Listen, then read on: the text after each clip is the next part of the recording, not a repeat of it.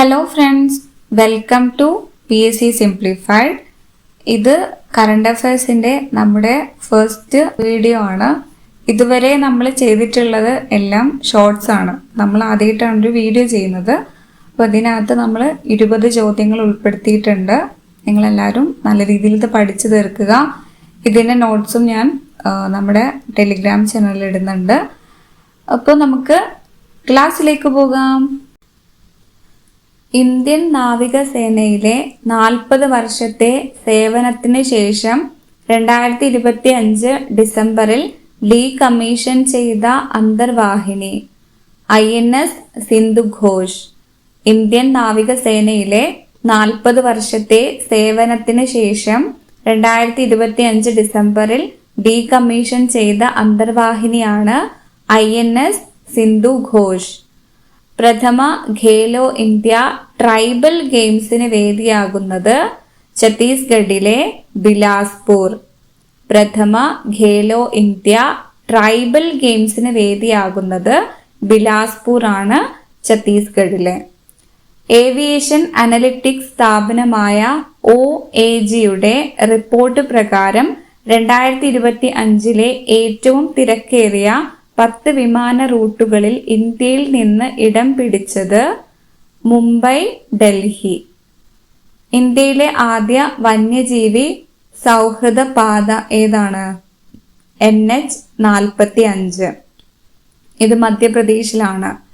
ഇന്ത്യയിലെ ആദ്യ വന്യജീവി സൗഹൃദ പാത NH-45.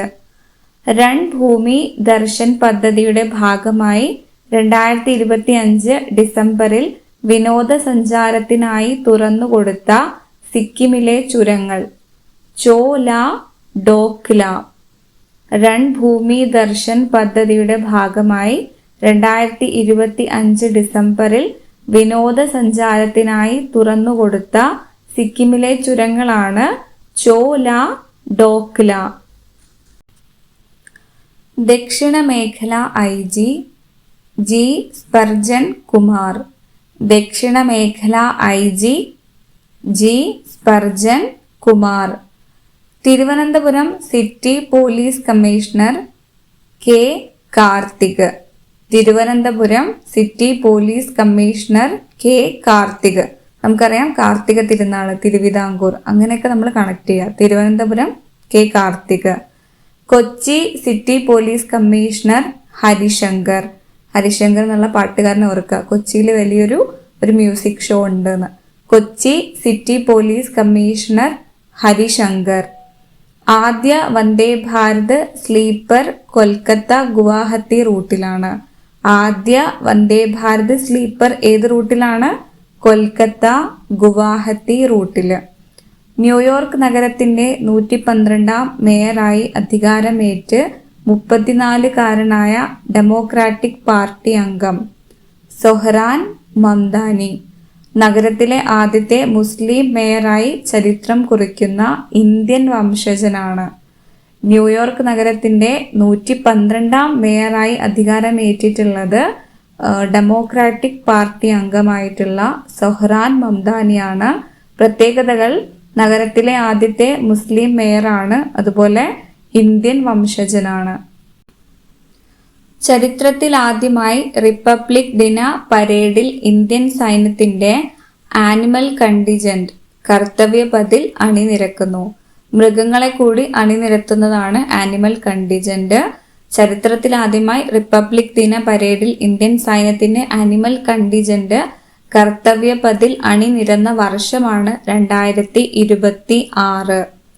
ലഡാക്കിലെ അതിശൈത്യത്തിൽ 15,000 അടി ഉയരത്തിലും 250 കിലോയിലേറെ ഭാരം ചുമക്കാൻ കഴിവുള്ള ബാക്ട്രിയൻ ഒട്ടകങ്ങളാണ് സംഘത്തെ നയിക്കുന്നത്.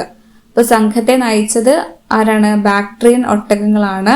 അതിന്റെ പ്രത്യേകതകളാണ് നമ്മൾ പറഞ്ഞിട്ടുള്ളത്. നിങ്ങൾ ഒന്നുകൂടെ വായിച്ചു നോക്കുക. റെയിൽവേ മന്ത്രി ആരാണ്? അശ്വിനി വൈഷ്ണവ്. റെയിൽവേ മന്ത്രി അശ്വിനി വൈഷ്ണവ്.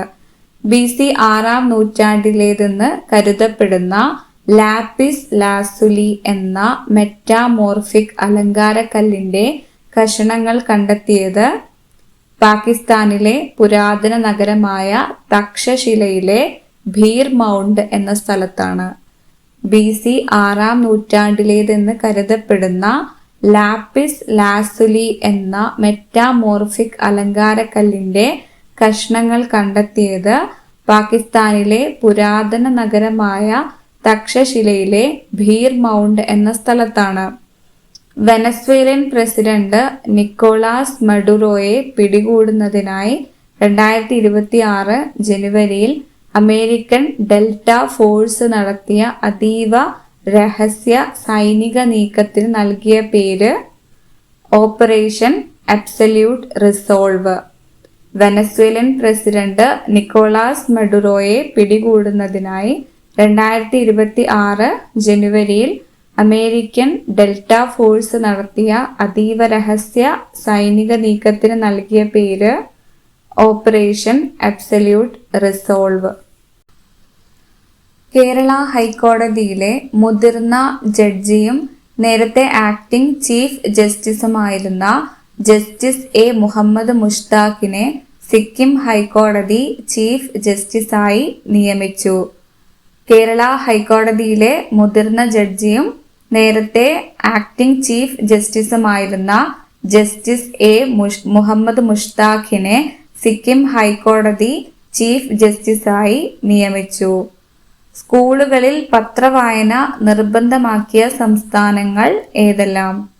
രാജസ്ഥാൻ, ഉത്തർപ്രദേശ്. ഈ 2 സംസ്ഥാനങ്ങളിലും സ്കൂളുകളിൽ അസംബ്ലി സമയത്തിൽ 10 മിനിറ്റ് പത്രവായനയ്ക്ക് വേണ്ടി നീക്കി വെച്ചതായിട്ട് പേപ്പറിലൊക്കെ വാർത്ത വന്നിരുന്നതാണ്.